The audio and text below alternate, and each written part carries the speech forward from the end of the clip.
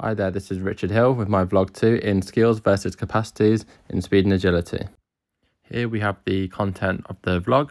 A skill is the learned and trained ability to perform a movement correctly and efficiently, and a capacity is the restriction to the structure causing the biomechanics of the athlete to have a restrictive movement strategy. For the speed drill, athlete 1 had a capacity issue in hip flexion and mobility in the 2-point acceleration start, and athlete 2 had a skill issue with a heel strike in the max velocity sprint. Athlete 1 is a long distance runner where we have identified a capacity issue within a 2-point acceleration start, as we can see now. In the athlete's setup, we can see that she is loading the front leg correctly and she does have a forward lean. However, more flexion at the hip will create a better angle of forward lean, propelling her forward.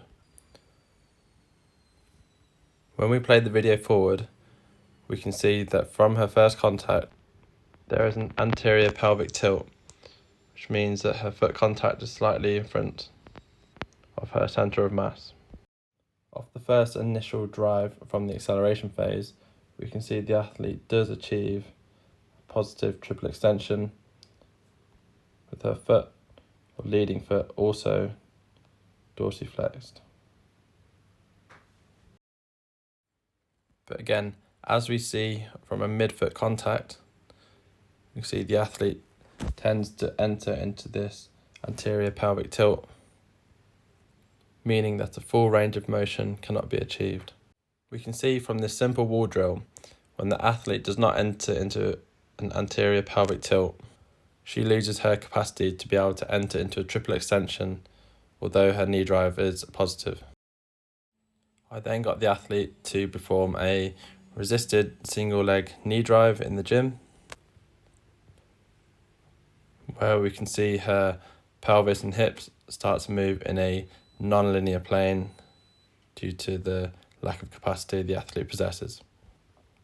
If we play this on, we can see her standing leg starts to buckle. Resisted marches were then used to encourage the athlete to push her hips through and forward.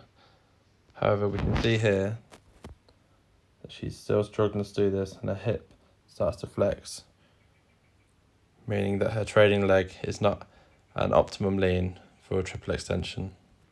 Her front foot then starts to plantar flex, meaning she is struggling with the capacity.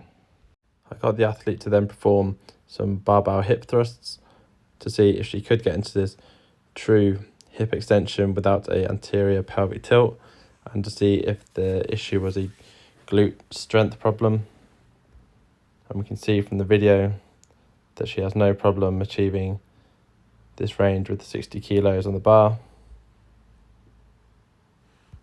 As you can see, the athlete gets into full hip extension, which then tells me that the capacity issue is mobility and posture related. For athlete 2, we are looking at a skill issue within his top speed capabilities. He is a professional football player, and here we can see in full speed his top speed effort.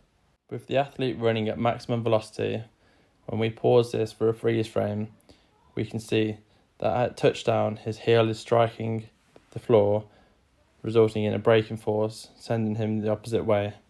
This could be a huge injury risk, as there's 7 times of his body weight is going through his hamstrings at this point. This will be stopping the athlete from achieving a higher maximum velocity.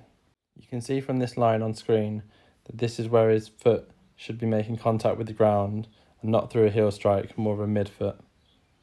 As we play the video on, we can see this is repeated. The athlete needs to be generating more horizontal forces rather than vertical forces. So, introducing some more running mechanic drills to this athlete, I feel this can benefit him, making this a skill issue. Here we can see some normal scissor kicks, ensuring that his toes are up and that he's ripping the ground away from underneath him, also ensuring a midfoot contact directly underneath his centre of mass.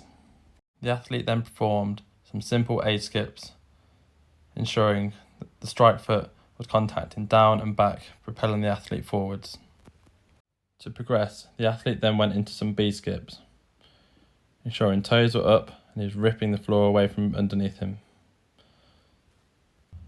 We can see as he contacts the ground, horizontal forces are produced,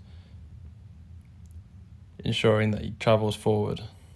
After repetition of these running mechanics and cueing the athlete accordingly, breaking down each movement, we then re-ran a maximum velocity sprint. On the left, we have the athlete before the running mechanic interventions.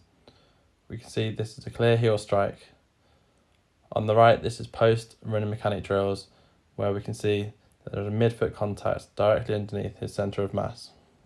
This is therefore how we know this is a skill issue. For the change of direction drill, athlete 1 performed a 45-degree cut with a capacity issue, and athlete 2 performed a 180-degree turn with a skill issue. Next, for our agility test, we go back to athlete 1, who, as we can see here, has a capacity issue.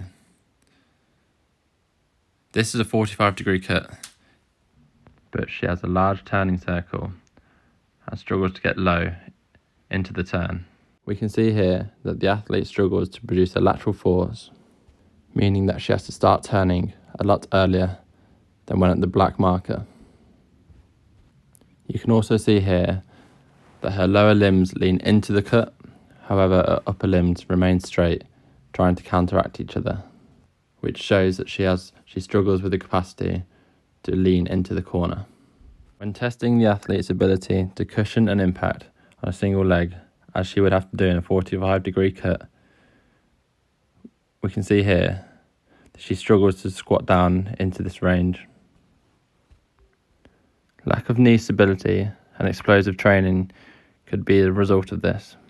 Here we can see how unfamiliar the athlete is with absorbing forces on single leg.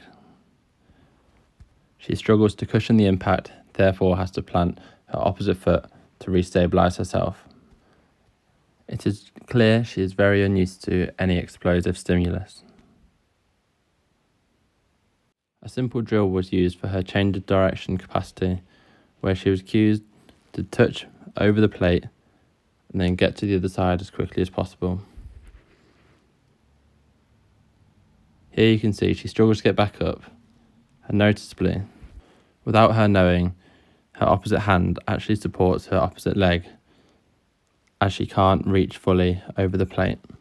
For athlete 2, he performed a 180-degree change of direction, and it was identified that he had a skill issue. Here we can see his change of direction in full speed. When the athlete comes into the turn, he has to keep adjusting his plant step, as the reaction forces appear to be too much.